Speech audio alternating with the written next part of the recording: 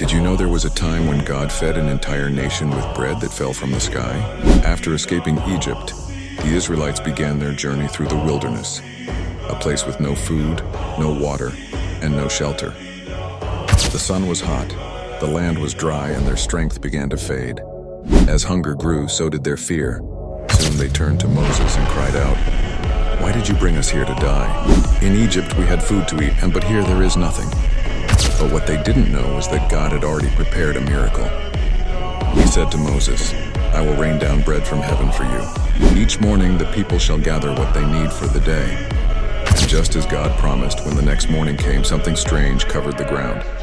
Small white flakes glistening in the sunlight, like frost on the sand.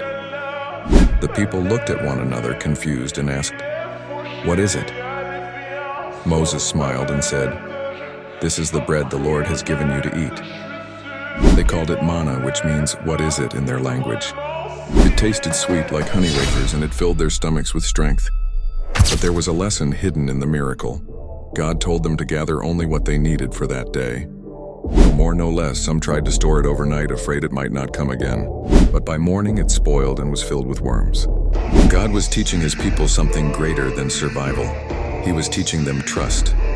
Each sunrise they woke up to fresh manna from heaven. Each day was another chance to believe that God's mercy never runs dry. For 40 long years, as they journeyed through deserts and valleys, the manna never stopped falling. Day after day, God's promise fed them, proof that he can provide in the most impossible places. Because when you walk with God, even in your wilderness, he will always make a way. Glory and glory to God. Amen.